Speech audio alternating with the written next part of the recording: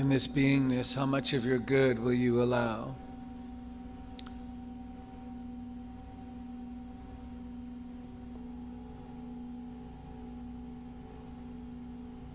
In this state of beingness, how much of your good will you allow and permit? In this state of beingness, how much of your good will you allow, permit, receive?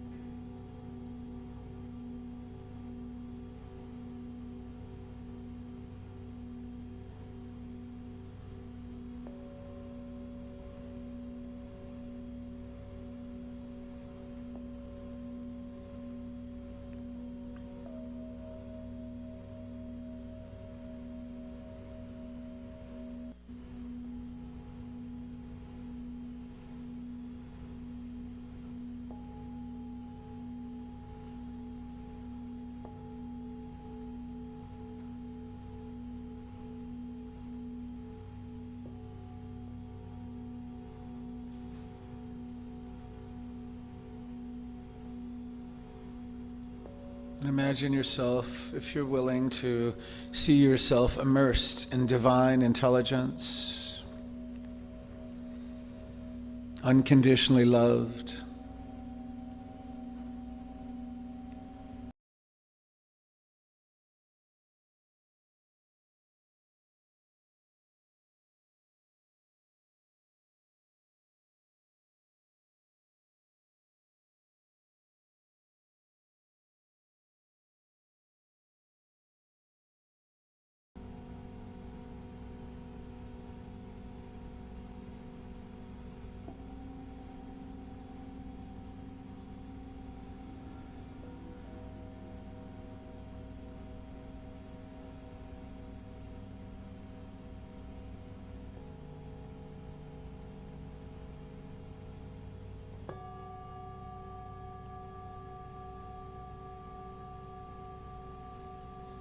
so continue to allow this divine intelligence to have its full sway. Immersed in it, it is immersed in you.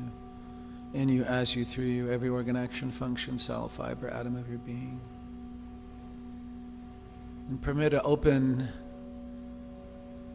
channel for all that no longer serves to slip away now with ease, with grace. You can just use the soles of your feet, releasing it to Gaia, Mother Earth. The exhalations are also a good way to release. You don't even need to label whatever it is that you're surrendering that no longer serves you. If it no longer serves you, encourage you to be willing to allow it to be gone. You can take 3 exhales out in a row if you like, if you're comfortable.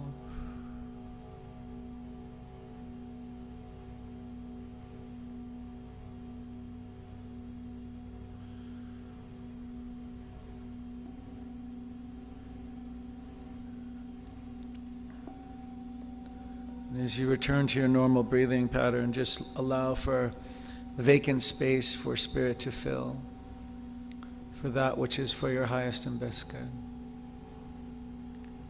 to continue to unfold,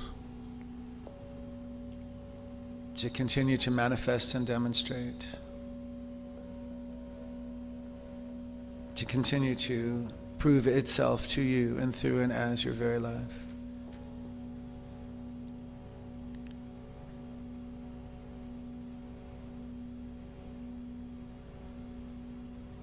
You may want to just wipe the feet to the floor, just swipe the feet to the floor if you can and you're able.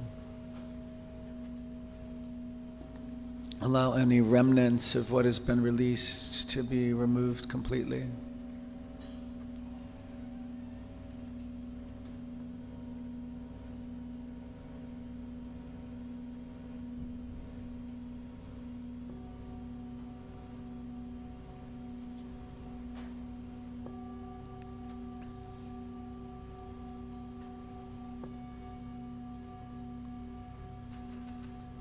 And with this inhalation, let's just allow for gratitude,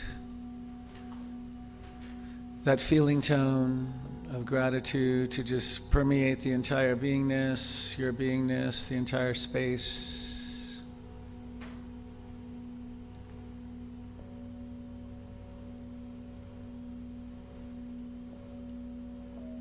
Gratitude for this time of stillness and sacred silence and remembering.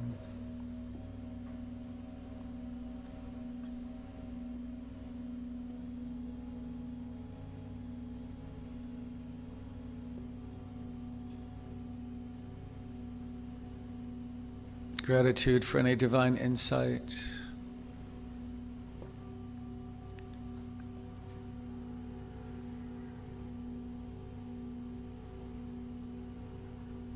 And gratitude for all healing, all transformation, all revelation.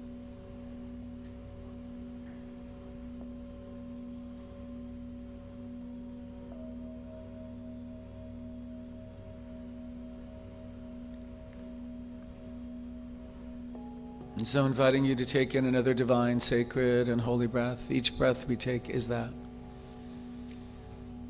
And with our exhalation, let's return completely to the body temple, the physical form. You may want to make sure you can feel the chair support you. We can tap our fingertips together as we come back fully to this present moment in time. And when you're ready and in your own time, just gently allow for the outer eyelids to open. Easily and effortlessly be coming back to the present moment in the physical form. Feeling the temperature in the space, becoming aware of others.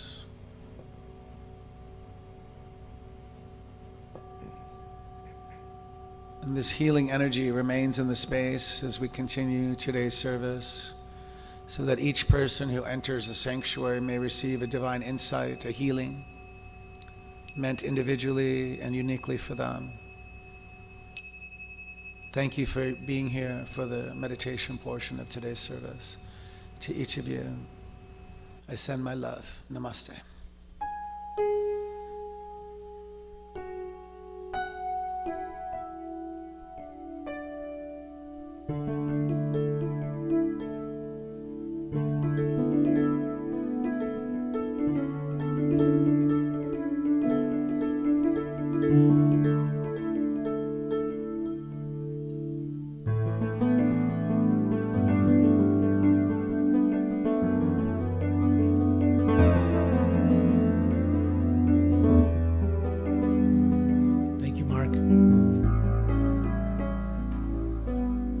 Take a look at the person next to you and say, God loves you and I love you too. And feel that love in the sanctuary.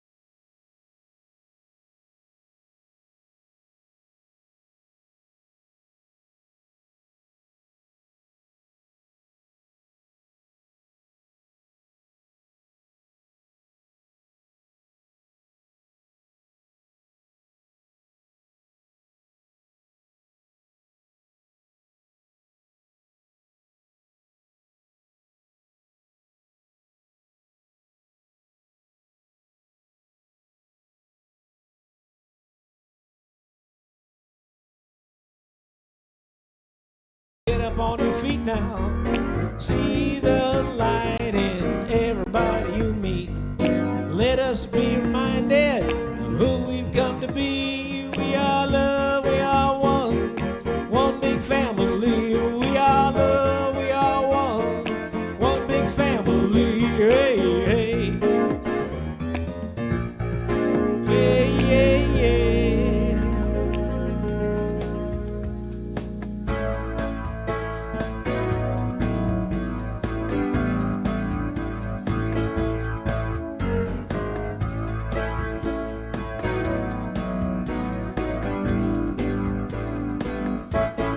I'm in the right place at the right time, just where I'm supposed to be. I'm in the right place at the right time, just where I'm supposed to be. Oh, my soul is welcome here. My soul is welcome here. I am getting a message loud and clear. My soul is welcome here. My soul is welcome here. My soul is welcome here. My soul is welcome here. My soul is welcome. My soul is welcome here. My soul is welcome here. My soul is welcome here. My soul is welcome. Oh, my soul is welcome here. My soul is welcome here. I am getting a message loud and clear. Getting a message loud and clear. Getting a message loud and clear. My soul is welcome here.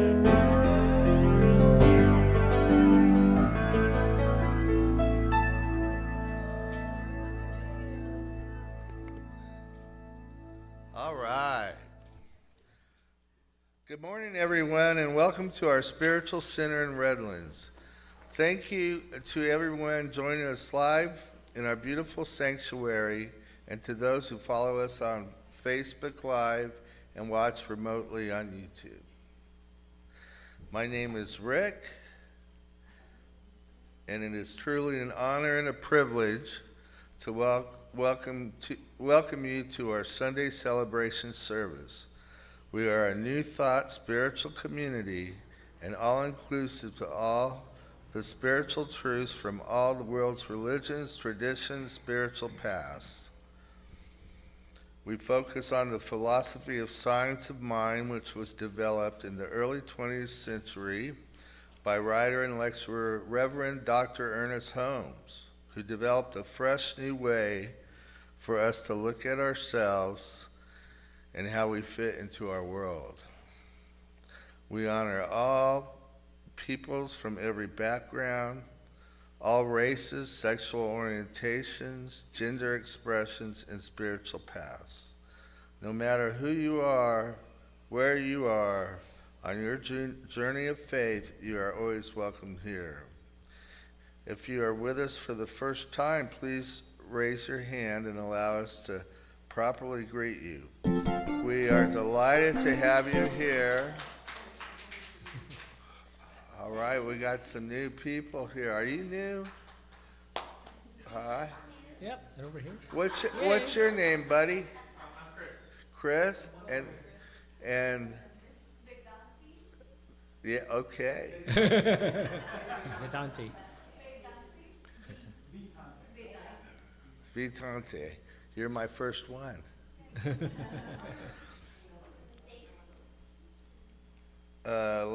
Greet you. We are delighted to have you all with us today.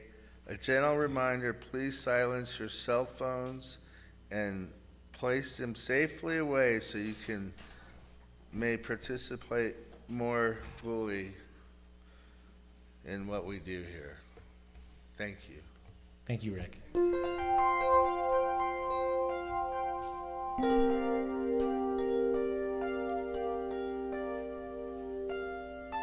So for those of you, especially who are new here today, this is, if you look in the program, if you have a program, it's called Centering Music.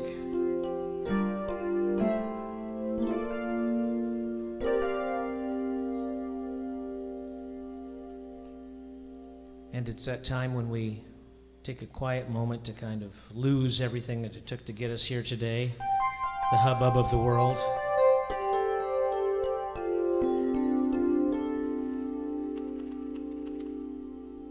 In the silence there is peace. In the silence there is unspoken joy. In the silence there's release from a world filled with chaos and noise. I awake to these precious moments when I hear what could never be said. And right here in that holy silence I find peace. I find myself.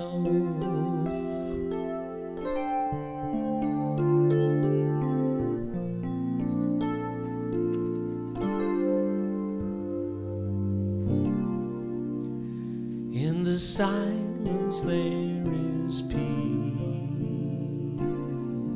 In the silence there is unspoken joy. In the silence there's release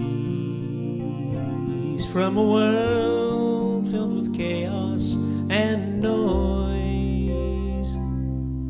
I awake to this precious moment when I hear what could never be said. And right here in that holy silence I find peace. I find love. I find joy. I find myself.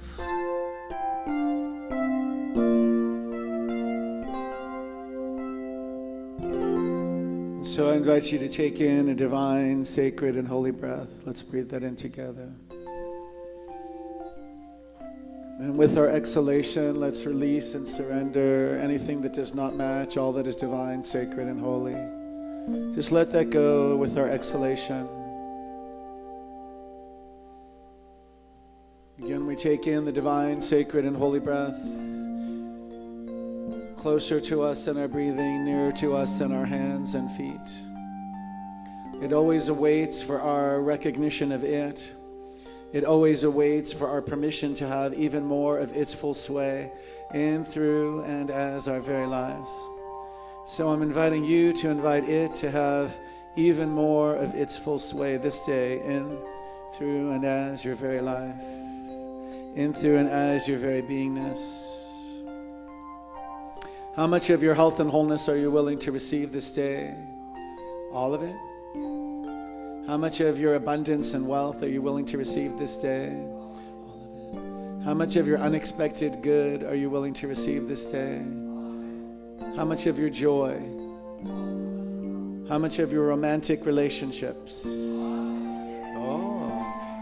How much of your divine right work? How much of your divine right family relationships? How much of your divine right housing? All of it. How much of your life's purpose and mission? How much of your good with a capital G?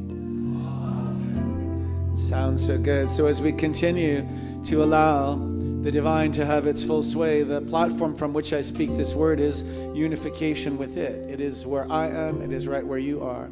If you believe that, you can just say that with me out loud. Right where I am. God is. Right where I am, Spirit is. Right where I am, divine intelligence lives. It feels right. Does it feel right? Good. Whatever word you use is all good. We accept all of it. As long as it's for your highest and best good. That's a very important part of every prayer. And then everything and anything that does not match that, it has no power. Allow it. See it in your mind's eye now as slipping away with ease and with grace, never again to surface and reappear. You can use your exhales. You can use it through the soles of your feet. Just let it go. If it's not for you any longer, if it doesn't lift you, if it's baggage, if it's heavy, if it's harmful, if it's something you might be fearful about, if you have any dread about it, doubt, worry, sense of trepidation, not enoughness, just let that go now. Let's do it together with 3 exhales out in a row or more. Let it also go through the soles of your feet, out the pores.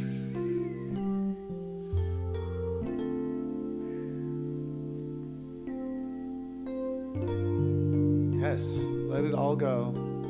And then just shake it out just a little bit. Any remnants, we don't need it. So we're new, we're made new right here and right now in spirit. We are made new. We are more holy than we were a minute ago.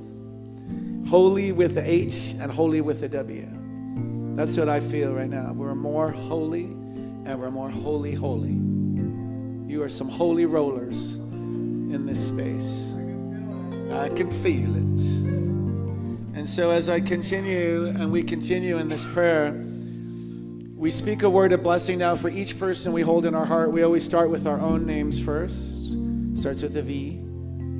Say it out loud in the space.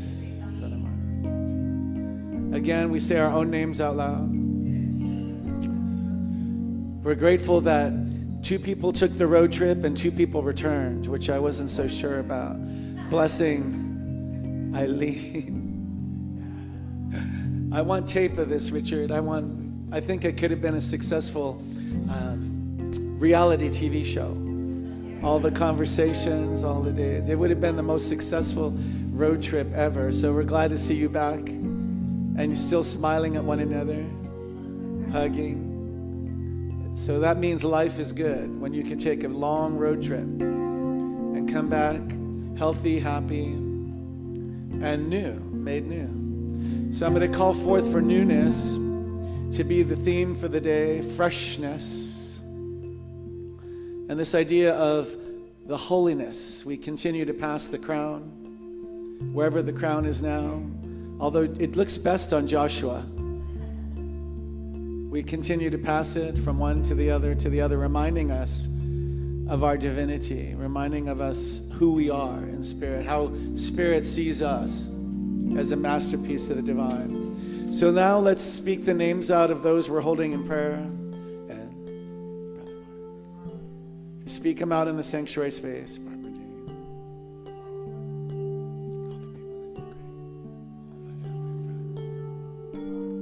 See them as Spirit made them, whole, complete, and perfect. Nothing missing, lacking, needing, or wanting. Can you see them that way with me in my mind's eye?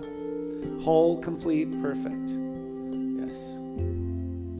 Now we're going to do what we always do each week. We're holding the highest idea of peace to make itself known within our hearts. We must start within ourselves, and then we take it to the world. So if you can access peace within yourself, peace that passes human understanding, the peace with a capital P, let's take that in. Let's breathe it out through the sanctuary space. Gene, crack open the double doors. We're going to let this peace go through the city. There it goes. Now it's going through the state. Take our peace that passes human understanding throughout the state. We're going to cross the deserts, the seas, the mountains, the stars, the galaxies with this peace. Can you feel the idea of peace as a huge energetic where 2 or more are gathered? Let's take this peace throughout the world now. We're crossing oceans. Wherever there's conflict, struggle, strife, war, the Middle East. See world leaders now changing their minds and policy positions toward peace. No explanation is required or necessary. It's the answer to this prayer. It's the right thing to do. It's spiritually true and so. And so we rest on this rock of truth and know that peace shall prevail. Peace is prevailing now and shall prevail and have the final word and take into itself all the lower frequencies and vibrations. See for humanitarian aid to reach those in most critical areas in need right now. See a peace shield drop across the world.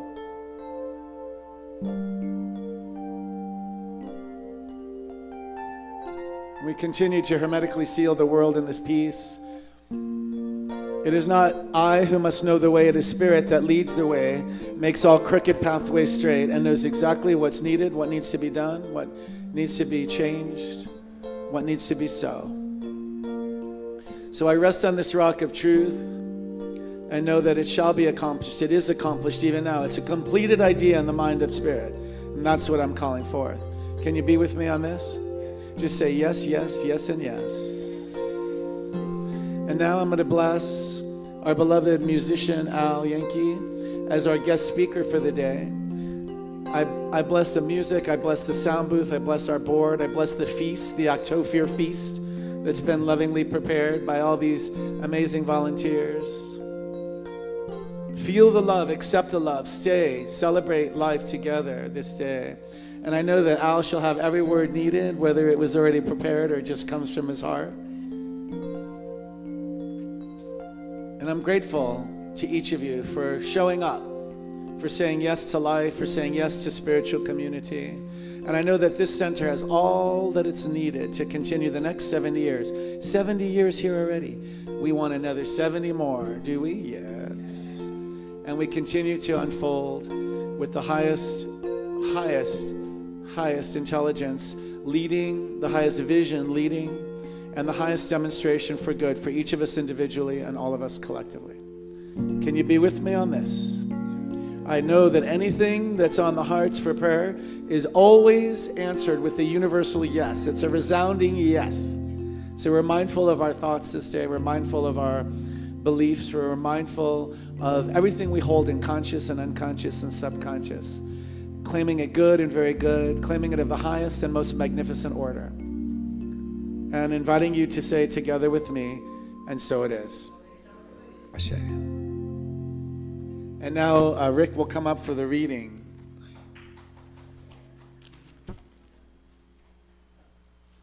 It's in the book too. It goes page to page to page. And then I added an extra reading. Thank you. Real talk from a real witch.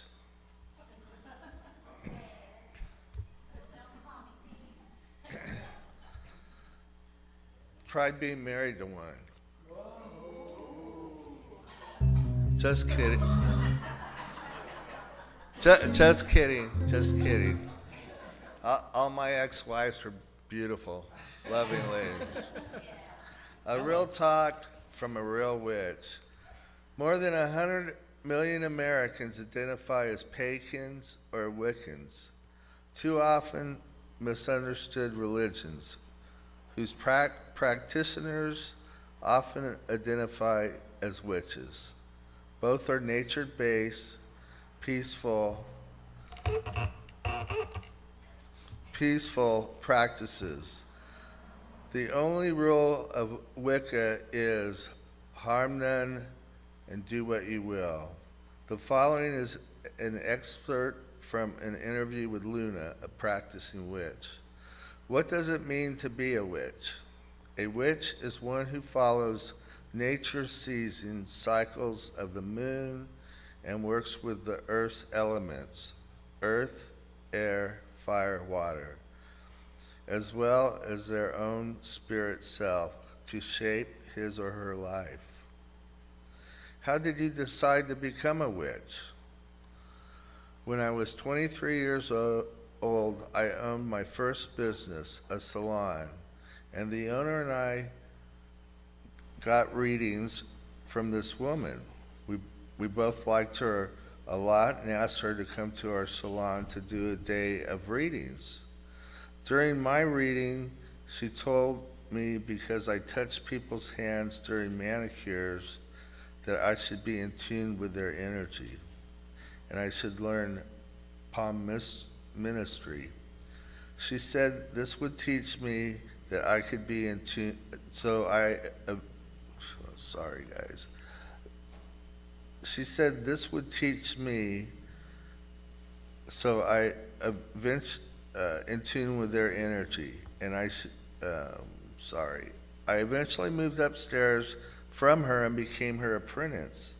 She taught me palm ministry, so I eventually moved upstairs from her and became her apprentice. Astrology, tarot, numerology, cooking, and gardening, and I am forever grateful to her for that. Why are witches misunderstood? Mostly due to the lack of knowledge. Some people have seen our religion as a threat to Christianity, but it's not. I was raised Catholic, and it provided me with a good spiritual base, but this religion is more for me because it recognizes both men and women as divine. Where do witches worship? The prime spot is outside, but in winter we worship indoors. I am in a coven that is made up of 3 women, but we invite guests. We're pretty flexible because life is too busy not to be. And we like to informally involve our friends in celebrations, even though they aren't part of the coven. Celebrations, what do those constitute? Good food and drink, music, usually a craft or game. It's pretty much like a regular party, except at some point the group might join hands around a fire, say a few things, or write things down, our wishes for the time, and burn them in a small fire. And no, we don't get naked.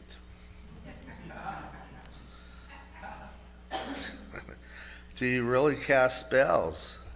Yes, we cast spells for special occasions, protections, prosperity, to get a new job, to attract love, etc. You can follow books or make up your own spells. The most important thing is to have a good intent. So you never put bad spells on people? Never. That's not to say you can't protect yourself with magic. For instance, if you need someone to leave you alone, to stop calling you or something, you can put their picture in the freezer, and this and this will make them stop trying to contact you. But it doesn't cause any harm to the person, just a picture. That wasn't in there. Yeah. What type of person becomes a witch? Anyone. There are people of all professions who are witches. It's just about having an interest in the sun, moon, stars, nature, and wanting magic in your life. What kind of rituals do you perform? You can do a ritual anywhere. You just need to create a sacred circle. To do that, we sprinkle salt around the circle and say, we cast of circle to keep all good within and all the bad without. We acknowledge all elements, earth, air, fire, water, and call their earth-bound symbols. Gnomes for the earth, fairies for the air, dragons for the fire, mermaids for the water. Then we call up God or goddesses depending on what we are celebrating, followed by a spiritual discussion, a little eating and drinking, an energy exercise, and finally we thank the elements and the gods and goddesses for their energy and close the circle. What is a bad witch? A bad witch is anyone who practices black magic. Black magic has a malice intent. The magic usually works faster than white or green magic, but the consequences are far worse. Witches believe that when you cast a spell, you get back 9 times what you send out. It's like karma. What is the difference between pagan and Wicca? Wicca is the name of a nature and goddess-based spiritual path. Wicca actually means witch, and therefore, if you're a Wiccan, you're a witch who practices witchcraft. Witchcraft is a contemporary pagan religion, and witchcraft with a lowercase w means folk magic. What does being a witch offer you personally? It fulfills my life. I feel like I'm living every day for a purpose, and watching the seasons make life so much more fun. My mentor told me, once you live your life this way, you will live the ordinary life in a non-ordinary way, and she was right. Do you worship gods and goddesses? I believe in only one, called the higher power, the Great Spirit, or my Creator. I also believe this being as a feminine as well as masculine sides. Much like yin and yang principle, I use the names of gods, goddesses in my worship as representation of one great spirit. So during a ritual, I will choose an appropriate god and goddess to worship who represents the season or time of the year. Does being a witch have anything to do with Satan? No, absolutely not. In fact, most witches do not even believe in such a character exists. Sometimes our symbol is an upright 5-pointed star is mistaken for a satanic symbol, which is upside down 5-pointed star. What's the best part of Wicca for you? I never feel alone, even when I'm alone. I feel incredible connection to the universe. By Polly Snyder.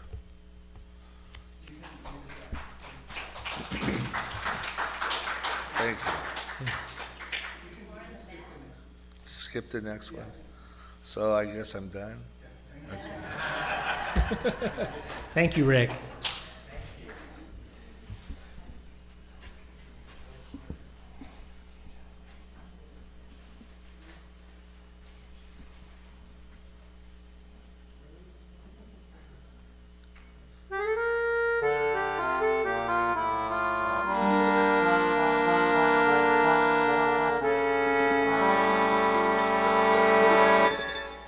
When October comes each year, everybody's filled with fear.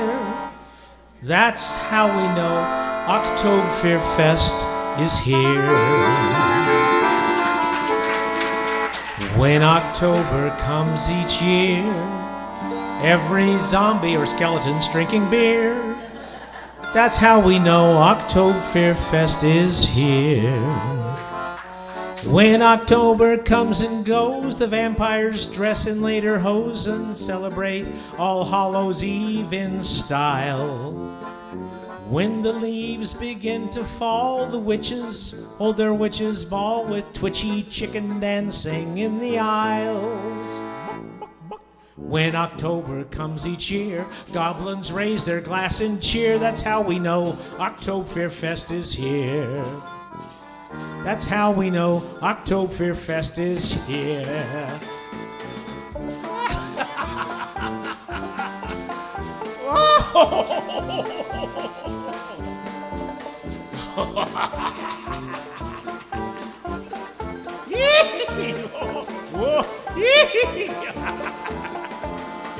When October comes and goes, the vampires dress in lederhosen and celebrate All Hallows Eve in style. When the leaves begin to fall, the witches hold their witches' ball with twitchy chicken dancing in the aisles. When October comes each year, goblins raise their glass and cheer. That's how we know OktobFEARfest is here. What? That's how we know OktobFEARfest is here. Huh? That's how we know OktobFEARfest is here. That's how we know OktobFEARfest is here.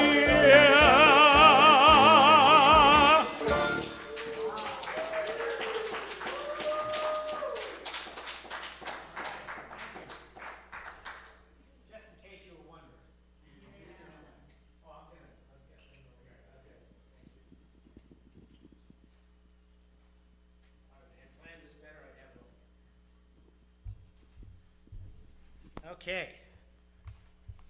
So, I guess that's not going to stay there somewhere here. So I have a talk, but I also have a couple things I want to say before I get into this.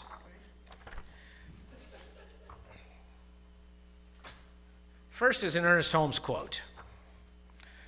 The road to freedom lies not through mysteries or the occult, but through the intelligent use of nature's forces and laws. The law of mind is a natural law in the spiritual world. That's Ernest Holmes. So I think that serves a bit to tie things together. I have a couple of little tiny stories I wanted to tell that kind of, well, they might not even relate to the talk, but I just feel compelled to tell them. The first one has to do with numerology, which was mentioned. Now that's another practice that we don't practice here, and for me personally, the jury's out on numerology. I don't know, but I did notice something the other day that just kind of made the hair stand up on the back of my neck a little bit.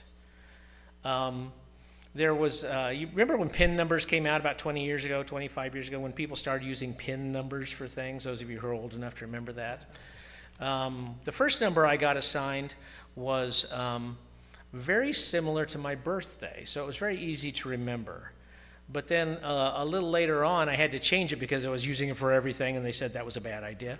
So I said, well, what number would be easy for to remember? And then I realized that there was a number that was the street address of my fiance at the time, Barbara.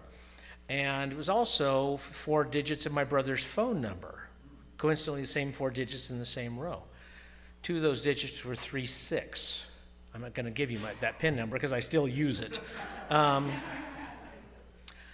I didn't think too much about it. It's just easy to remember, and I've used it a lot since then for different things. And then other PIN numbers come up as time goes by. But as I was filling out some forms this week, there was a spot there for me to put like my cell phone number and my work phone number, both of which I've had for over 20 years. And I was writing them down one on top of the other. I don't know if they've ever done that.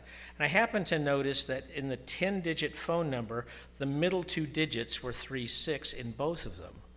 And I went, I've had those numbers for so long. I must be making a mistake for it to be like 20 years before this to be the first time I would notice that they were the same 2 numbers as that PIN number, 36. And then the hair stood up on the back of my neck, and I realized that 36 is Barbara's birthday. She was born on March 6th.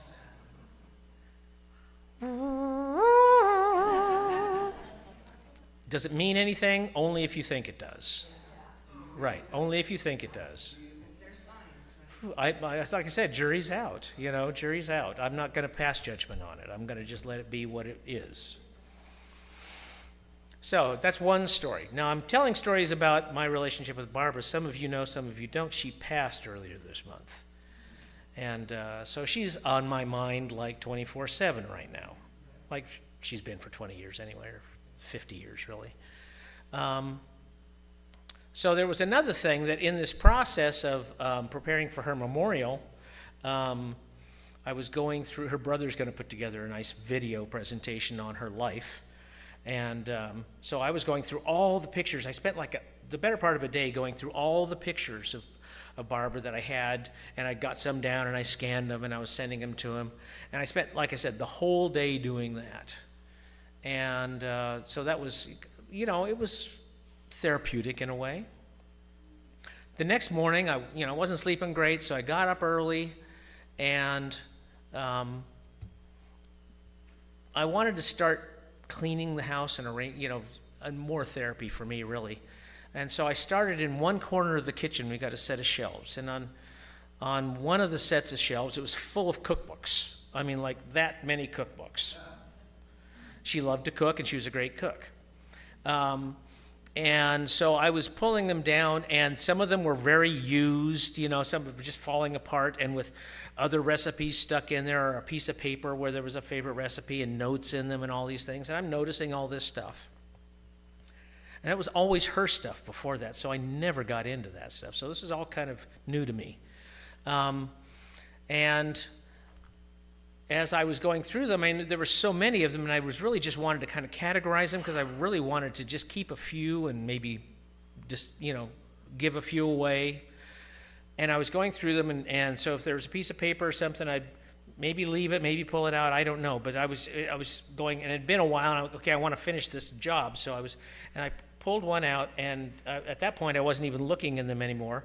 And I pulled one out, and there's something that said, you need to look in this one. So I opened it up, and inside was an old cardboard folded up thing.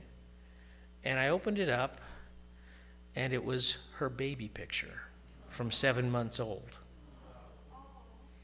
I know. I just spent the whole day doing pictures, and I'd never seen this one before. Does it mean anything? Some of you think it does, some of you think it doesn't. It means something if you think it does.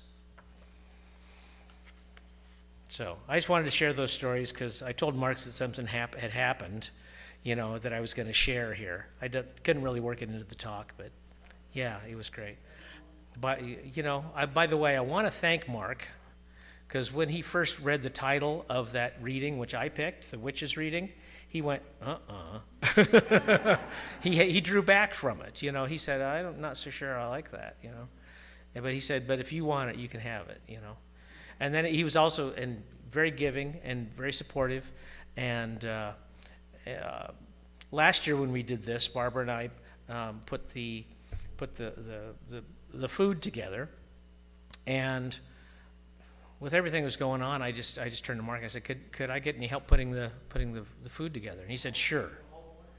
Yeah, and so he took it to the whole board. The whole board got involved. There's a feast back there. They really came through. So I just want to thank the entire board. Thank you, and let's give them applause.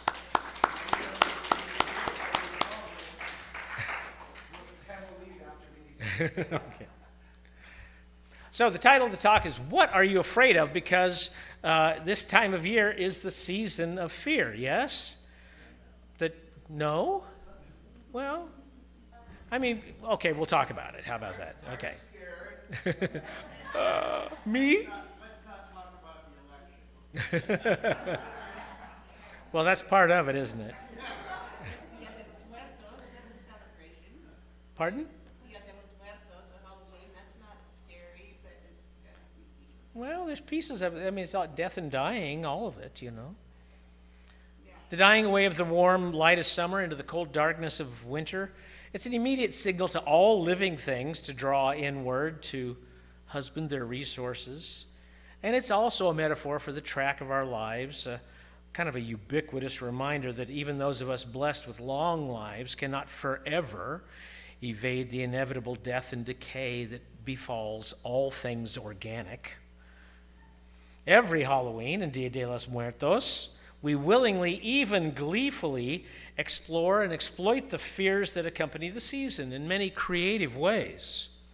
Sugar skulls are made for altars to the deceased. Movies and books about horror and mayhem abound. They're just everywhere. Theme parks are crowded beyond reason with thrill seekers, and any child that can walk disguises themselves and roams the streets at night, extorting sweets from their neighbors through a combination of charm, intimidation, and threats. Trick or treat.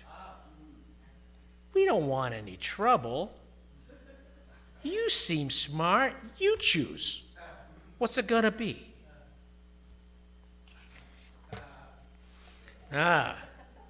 Trick or treat. Now, if that doesn't stir up at least a little fear in you, maybe showing up as nervous laughter, I'll have what you're having. Now, sometimes fear can take us over. President Franklin Roosevelt famously asserted that the only thing we have to fear is fear itself, and there's a lot of wisdom in that. Of course, he was talking about going to war, a very scary thing to do, a very real thing to do, and within the living memory of much of his audience, he didn't want people losing their minds over what might happen, what could happen. That fear of fear, or the anticipation of fear, can cause way more problems than what you might call reasonable fear.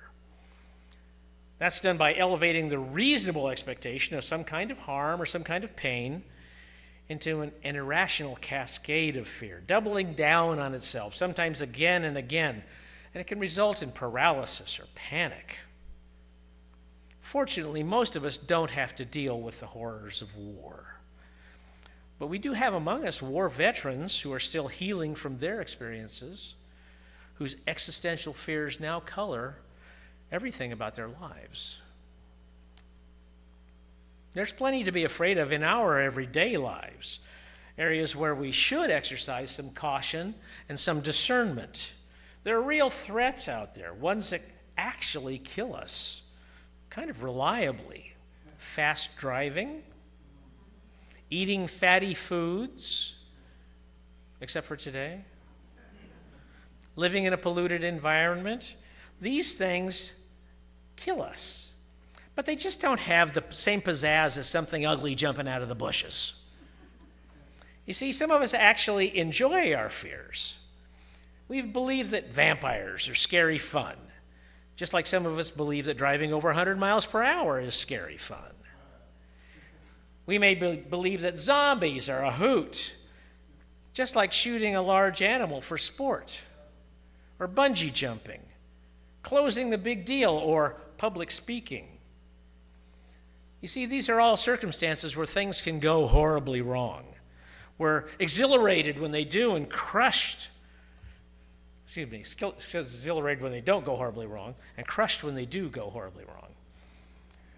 And we learn about the triumph and the tragedy, the thrill of victory and the agony of defeat. Think of that.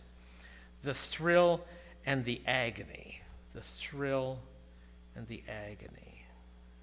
It's dualistic.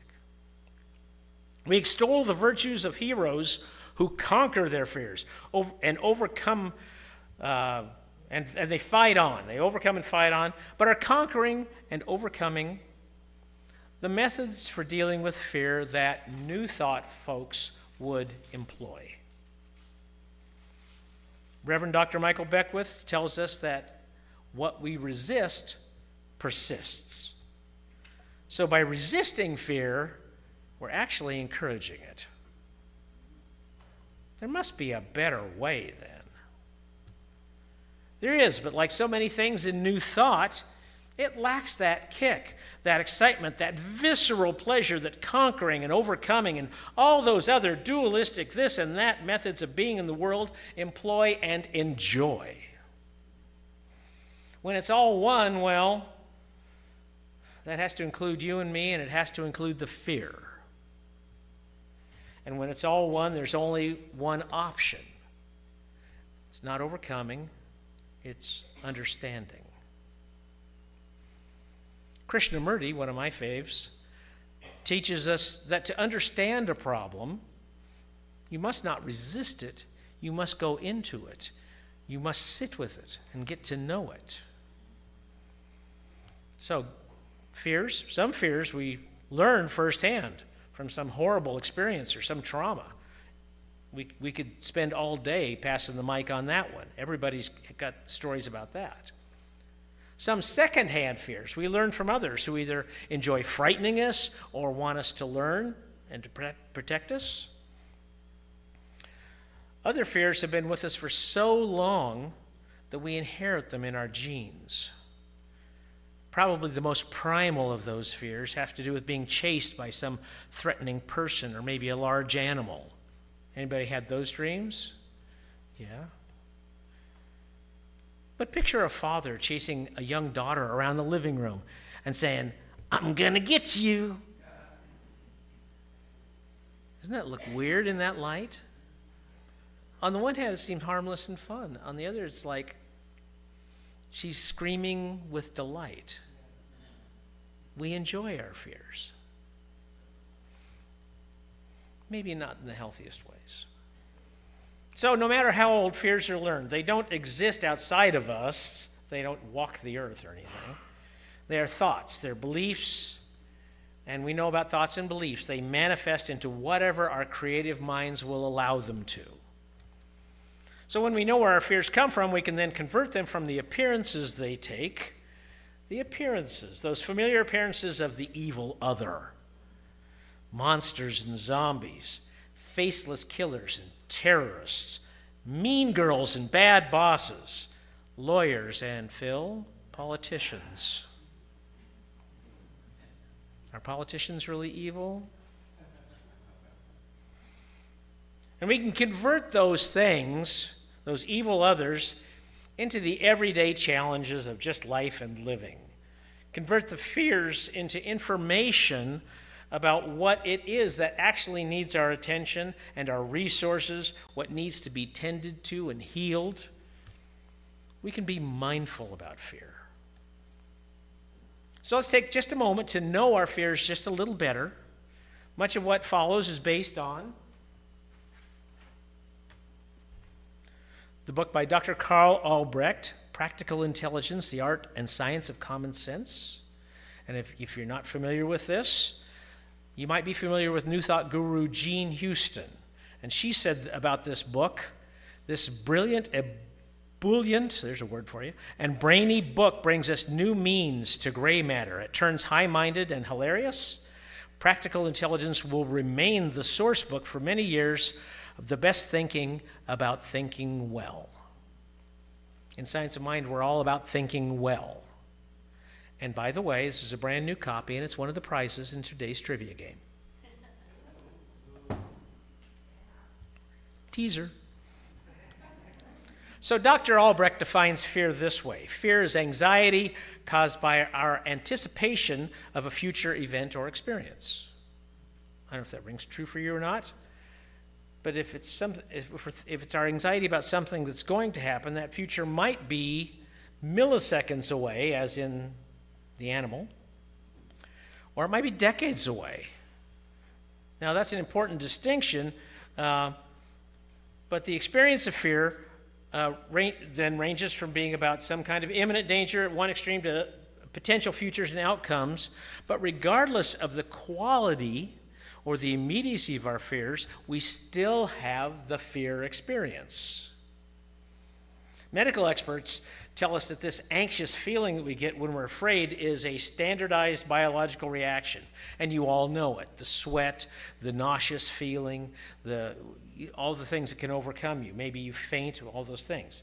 But it's pretty much the same set of body signals whether we're afraid of getting bitten by a growling dog or getting turned down for a date or getting our taxes audited. Right? But if we can quiet ourselves, getting back to the mindful thing, quiet ourselves and step away from those reactions, we can see that fear, being something learned, is a form of information. It offers us knowledge and the possibility of understanding. If we choose to accept it rather than to engage in denial about it or conflict, then we learn. Some fears have basic survival value, we know that. Others are those learned reflexes that may not serve us. So those can be weakened, unlearned, reformed, made into something that does serve us, or let go into nothingness. According to Dr. Albrecht, there are 5 basic fears to which our other fears are all related. So we'll go through those very quickly here. Number 1, the biggie, he calls it extinction. The fear of annihilation, the fear of ceasing to exist. This is more fundamental than just the fear of death or dying. The idea of no longer being arouses a primary existential anxiety in all normal people. This fear is the motivation behind all the happy stories of the afterlife that we've been creating and telling ourselves for millennia. And to calm that very fundamental fear, we can think about what we in New Thought.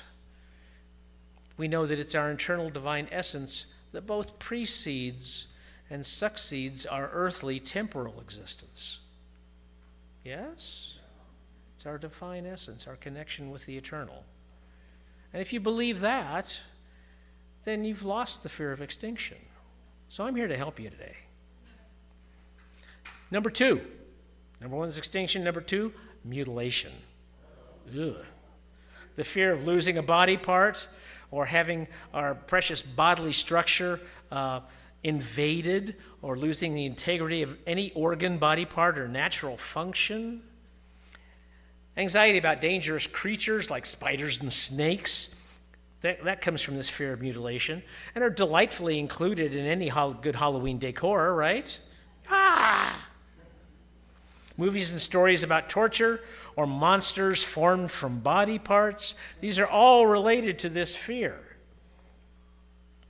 In New Thought, we accept and embrace the seeming imperfections of the physical world, knowing that perfection, that's just a judgment call anyway, and that pain is information that will pass, and that our bodies really, they're user interfaces where the divine and the physical meet. As some put it, we're spiritual beings having an earthly experience, or as Carl Sagan put it, we are the way the universe knows itself. If you believe any or all of that, then you can lose fear of mutilation. I'm not saying it won't hurt, but it won't hurt you. It might hurt your body. That's part of the physical experience. Number 3, loss of autonomy. The fear of being trapped in some way, immobilized, paralyzed, restricted, enveloped, overwhelmed, imprisoned, smothered, or otherwise controlled by circumstances beyond your control. It takes a lot of forms. One form is claustrophobia, but it also extends to all of our social interactions and all of our relationships. Relationships can cause loss of autonomy, unhealthy ones. These fears are very commonly exploited in horror stories and psychodramas, where people are trapped in as many circumstances as the human person can imagine. But in New Thought, we believe in the control of conditions through the power of the mind. If you've seen the motion picture Life is Beautiful, it portrays this magnificently. And if you haven't, I recommend it. It's about a man and his son caught in the most horrific of circumstances, which the man denies and tells his son an alternate story. If you believe in the power you have to control the conditions through the power of your mind, then you've lost the fear of loss of autonomy. Ain't New Thought great? There's 2 more. Number 4 is separation. The fear of abandonment, the fear of rejection, loss of connectedness, of becoming a person not wanted or respected or valued by anyone else. One example might be if someone gives, or a group of people give somebody else the silent treatment. We're not talking to Susie right now. That can have a devastating effect on its target. Excommunication, Catholic Church, basically separation. Being lost or alone is only a problem when we believe that our identity or our purpose or meaning in life is only in relationship to others and not inherent within ourselves. While we enjoy the company of others greatly, there is much to be gained from a bit of solitude as well. In New Thought, we know that there's only one thing going on, so that separation can only be an illusion, a mistake. If you believe that, then you've utterly debased any fear of separation. And the last fear, I'm getting rid of all your fears today. This is worth the price of admission. That, and you get Halloweeners later. Yeah. The last one is death of the ego, or ego death, the fear of humiliation or shame or any other mechanism of profound self-disapproval that threatens the integrity of the self, the fear of the shattering or disintegration of one's constructed sense of lovability, capability, and worthiness. Many stories of madness and depravity center on ego disintegration, compartmentalization of the self or identity, almost always with a backstory of childhood humiliation and trauma. Yet the ego, this thing that we're afraid will die, that's a construction of our own making, which can be reformed and remade into an integrated and loving form. In New Thought, we accomplish this through a process called spiritual mind healing. This powerful tool can heal any psychic wounds, given enough time and a willingness to be healed. If you believe that, then you've lost any fear of ego death. So I'm going to skip ahead here because I think I'm going long. Are you fearing going long? I'm fearing of alienating my audience, yes. I recognize that. So, I hope that talking about fear hasn't brought up any fears or memories of fears in you, but I know it easily could have, just talking about it. So know this: when fear occurs, do not resist, ask it what it wants to tell you, and then quietly listen.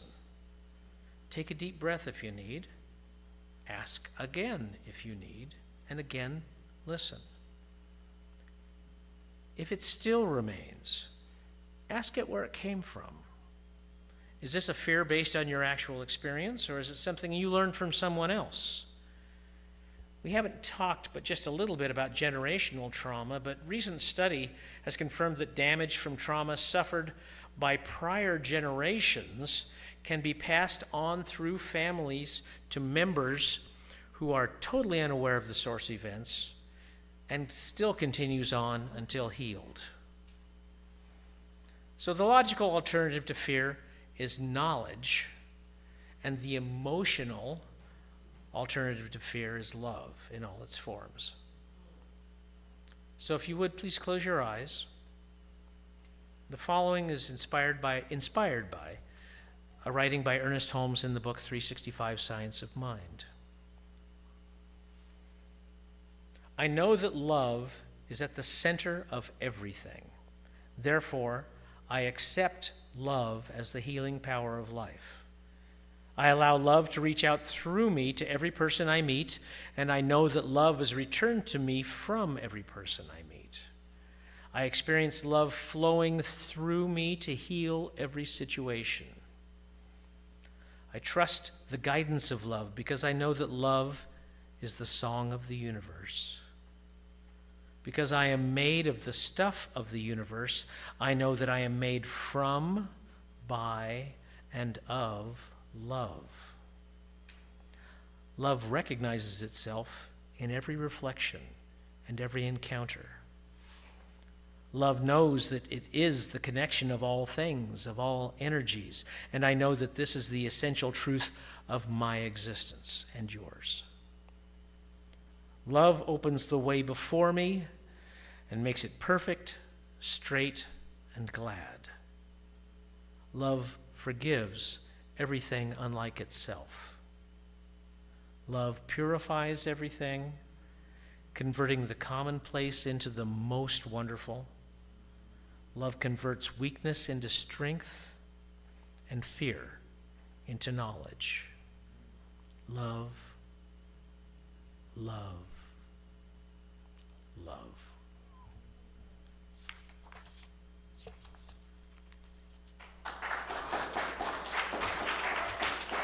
Ladies and gentlemen, Al Yankee. Can I do another song for you? Yes, please. That's okay. I got to get my machine back up here, too. All right. So I'll need a microphone, too, Dave.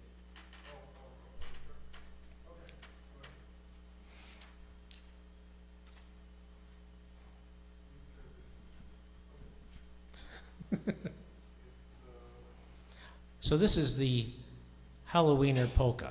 For anybody who feels like dancing a polka.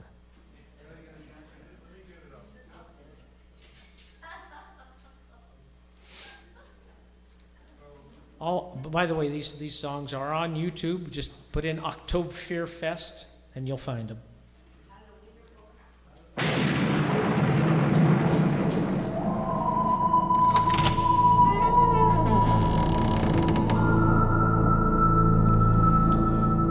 Halloween's the time of year to celebrate all that we fear. We trick or treat or sing and dance. I dare you, though, to take a chance.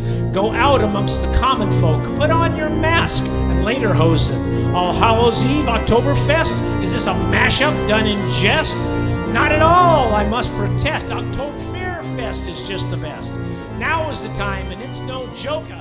Dance the Halloweener polka. Big black cats and bats and rats and Jason in a hockey mask. The thriller, killer, flight or fright. Chase you down the street at night. Gutter clown's a real sneaker. Annabelle's a trick-or-treater. Better hide, there's nothing meaner than a raging Halloweener.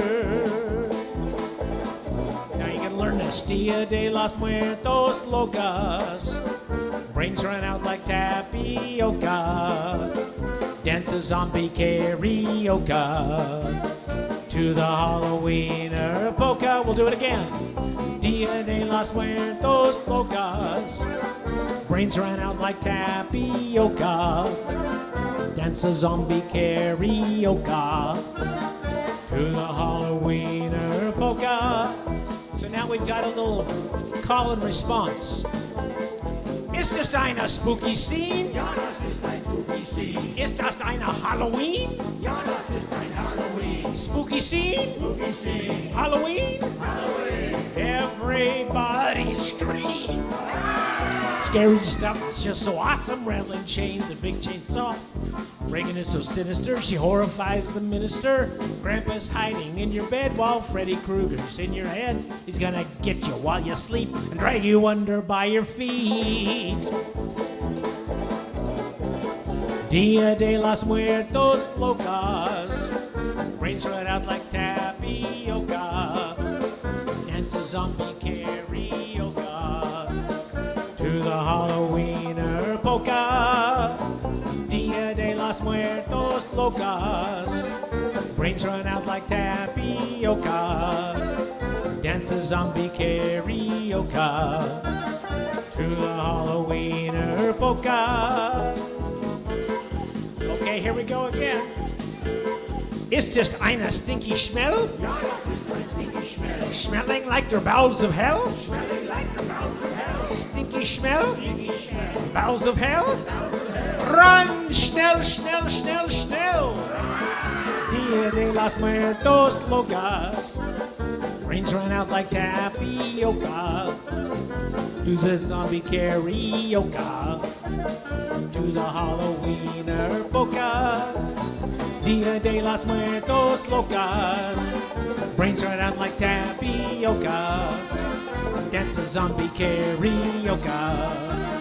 To the Halloweener faster. Dia de los Muertos Locos. Brains run out like tapioca. Dance a zombie karaoke. To the Halloweener polka. Halloweener polka.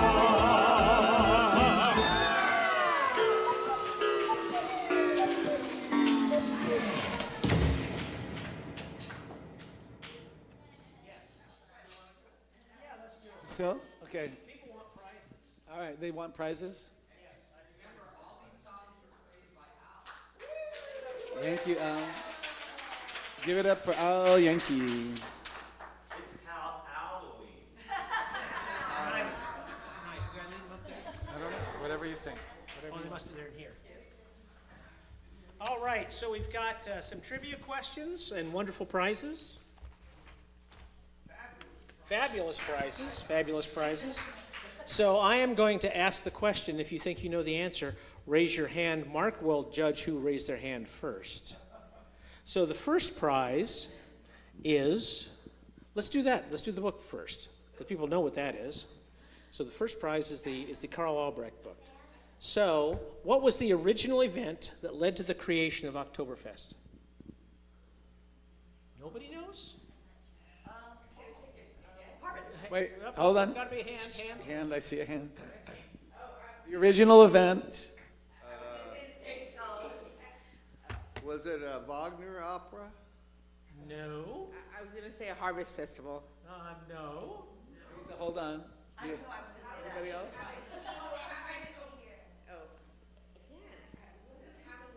You can't Google this on your phone right now?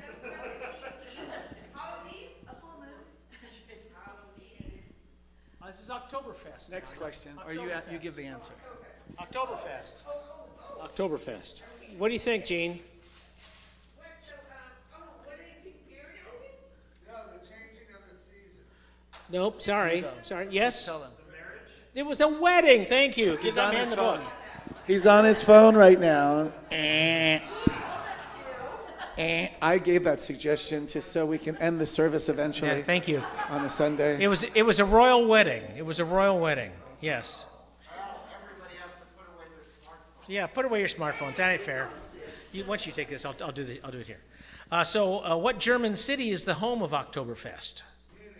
Munich? Well, you should have raised your hand, but you yelled it out. So he gets. You'll get a T-shirt. You get either this or the gray one. You know, there's the gray or black. So now 2 questions. That was OktobFEARfest. 2 questions about Halloween. The first question, there's a little packet, Mark, on the chair. There's a little packet that has something in it. It's got Halloween stickers, and it's on the chair. Keep going. There you go. Little packet. Yes, little baggie. Yes, little baggie. Yes. It's got something in it to do with Dia de los Muertos. It's also got Halloween stickers. And the question is, what is the title of the Peanuts TV special about Halloween? Raise your hand. Don't say it. Hold on. And you got to get the title right. It's the Great Pumpkin, Charlie Brown. That's the title. There you go, David. Oh, there you go. Okay. Another one. Halloween. What's the original name of Halloween? Don't say it. Raise your hand. All Hallows Eve. There you go. So the prize is it's a baseball cap. Would you get into that little box and give her a baseball cap? No, the little box over on the chairs. That's I don't know what that stuff is there. Yes, OktobFEARfest baseball cap. Okay, we've got a couple Dia de los Muertos questions. Now, Dia de los Muertos combines an indigenous Mexican celebration with what 2 Catholic holidays? Over I here. saw it. All That's- Souls and All Saints. She's absolutely correct. What's the prize? The prize is either a baseball cap or a T-shirt. Okay, She wants a baseball cap. You want to give her a baseball cap? got it. Oh, How long is the show? All Saints Day and All Souls Day. Sorry. There we go. Last question about Dia de los Muertos. There's a particular flower that's worn by women and used to decorate altars. What is that flower? Is it a marigold? It's a marigold, the yellow marigold. So again, a baseball cap or a T-shirt for Jean. Okay, so bonus question, again for a baseball cap or a T-shirt. What holiday combines the tradition, or what season I should say, I wrote holiday here. What season combines the traditions of OktobFEARfest, Halloween, and Dia de los Muertos? Okay, hold on. I see the hand. Hold on. Is it fall? It's a season. I can find some all. Can you read it? Oh, Oktoberfest. Not OktobFEARfest. Okay, a t-shirt or a cap for the young lady. Cap or t-shirt? OktobFEARfest. Cap or t-shirt? Cap. Are we done?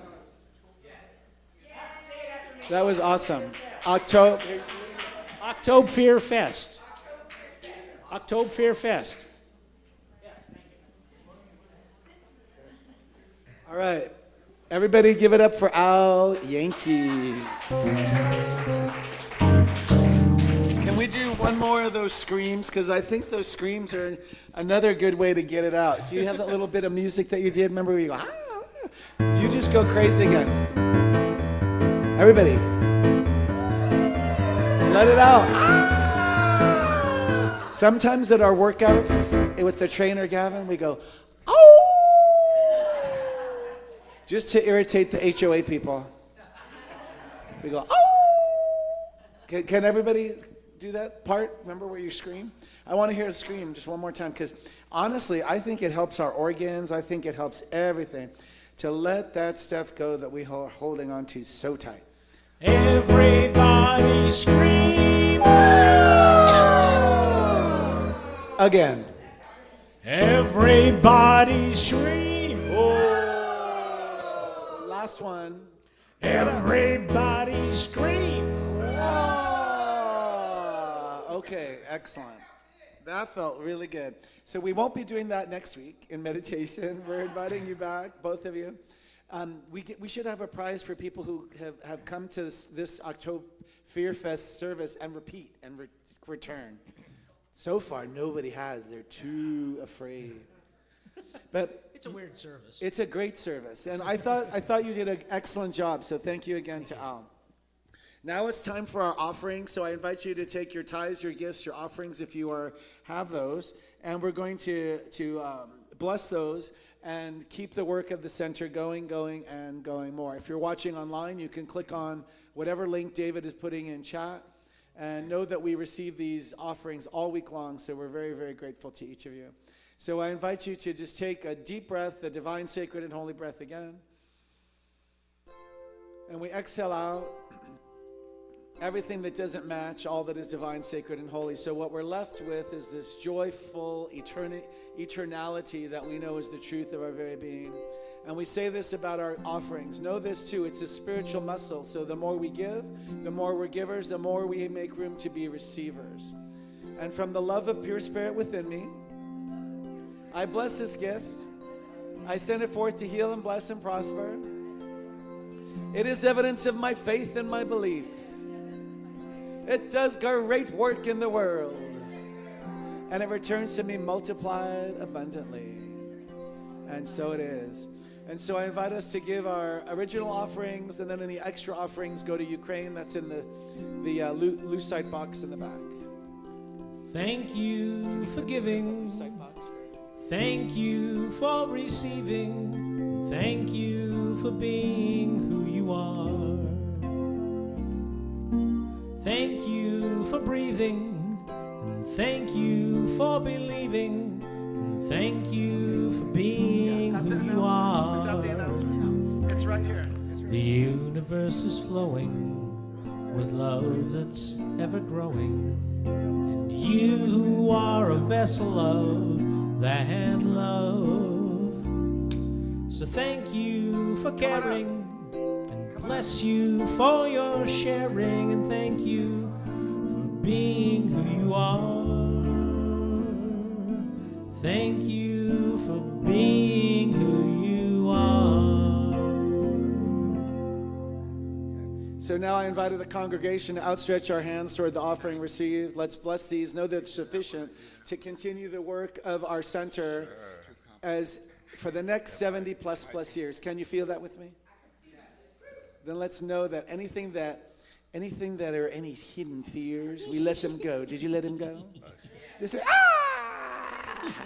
And now they're melded into the eternality of good. I bless it. I invite you to say it together with me, and so it is. Okay, now we have two people to do two announcements. Hello, everybody. Phil Courtney here. I'm plugging my shows with an S. Mark your calendars. I've got one on November 1st here at 6 p.m. We're going to show the full-length mint print of the original 1931 Dracula with Bela Lugosi. Ooh. It's an act. Yeah, we've got a huge screen hiding up here that actually works, and my friend's 16-millimeter projector. And we're going to have karaoke, and I'm going to do the Telltale Heart. Why do you say I am mad? Then the next day, Saturday, the 2nd, at 2 p.m., right here, the Inland Empire Almanac. And I asked Al to hold off on the politics, because we're going to really do a lot right here at 2 p.m. on November 2nd. I'm going to turn it over to Rick, but I have two little announcements or heads ups. I am 4 days away from completing my proton beam treatment at Loma Linda for a squamous cancer. 4 days away. And I celebrate the fact that Science of Mind, we support science. And doctors, the divine power, that power for the good of the universe, works through their hands, and I'm a beneficiary of that. And I toured the machine last Wednesday. It's absolutely astounding, just mind-boggling what these scientists and medics have come up with to treat one of our challenges in life. Mm-hmm. And finally, Noni, my wife's mother, passed last night, and I'm going to try to, well, she lived a full, great life. She was almost 90, a terrific woman who gave me 2 thumbs up when she first met me and to her daughter, and so she helped pave the way for my And that's a lot. eventually getting married. Yeah, she was very generous. And so anyway, I just wanted to share this with you all today, and I hope you can join me for the shows, because it's one way I contribute to this place, besides putting up screens and putting the cones out, and I really appreciate your support next weekend. So thank you. See me afterwards if you have any more questions. I've got plenty of extra flyers. Thank you very much, Mark.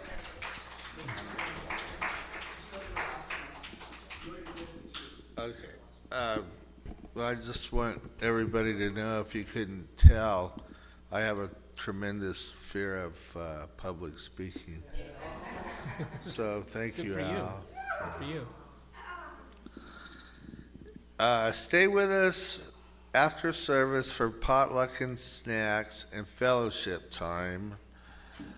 You're invited to stand if you're able and wish to for the closing song as the ushers open up the back double doors. Thank you. And then Phil wants to talk some more. Fear of going long, yes, right, Al? Too late. I know.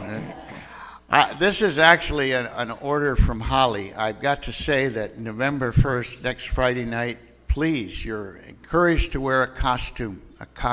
So please come in full regalia. And finally, Al, I do have a recurring dream when I'm being chased by an ex-girlfriend. So thank you very much.